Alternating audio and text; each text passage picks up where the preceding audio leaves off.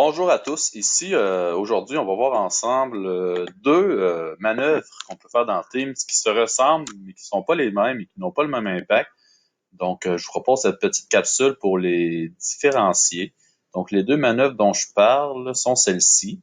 La première, c'est la manœuvre qui va permettre d'empêcher les membres d'un Teams de publier sur le mur de publication du même Teams. Et là, empêcher les publications, ça va empêcher aussi aux élèves de lancer des réunions, parce que lancer des réunions, c'est considéré comme une publication. Donc ça, c'est la première manœuvre, et je vous la montre de ce pas.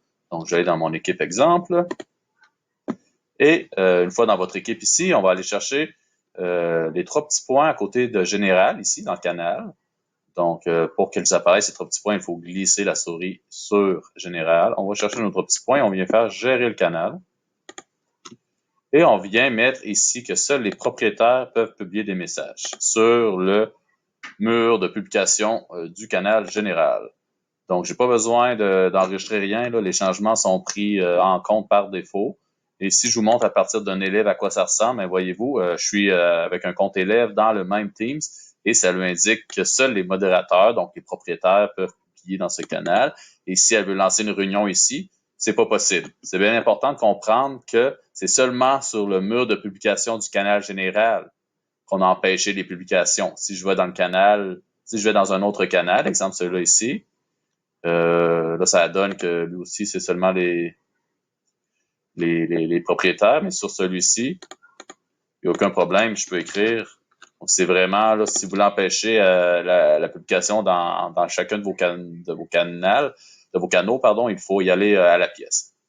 Première étape, première chose que je vais vous montrer, c'est ça. Deuxième chose, si on veut empêcher un élève de clavarder pendant une rencontre Teams,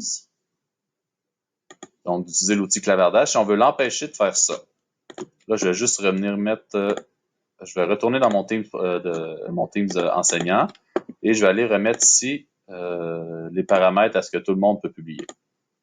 D'accord? Ça, c'est juste pour me préparer à l'exemple que je vais vous faire. Donc, je voudrais que l'élève Béatrice Boutin, pour plein de raisons, ne puisse plus clavarder dans une rencontre. Alors, je vais aller cette fois-ci dans les trois petits points reliés au nom de l'équipe. Je vais aller faire Gérer l'équipe. Je vais cliquer ici pour que se dévoile la liste des membres. Et il y a c'est un drôle de terme qui est utilisé, mais on parle ici de désactiver les commentaires de l'élève ou du membre, j'imagine.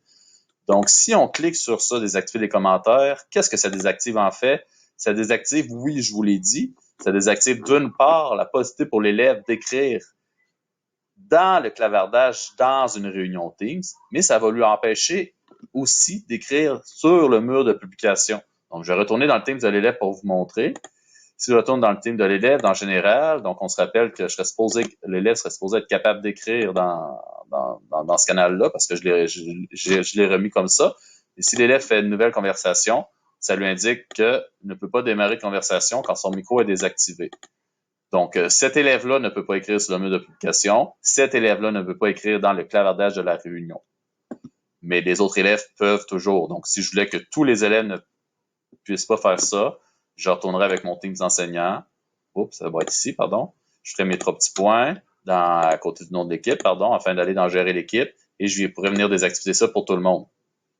Mais là, ça désactive deux choses. Et le clavardage à la rencontre et la publication sur le mur de publication. Donc, il faut savoir, est-ce que c'est ces deux choses-là que vous voulez désactiver ou seulement la publication sur le mur? Si c'est seulement l'application sur le mur, on peut faire la première manœuvre que je vous ai montrée.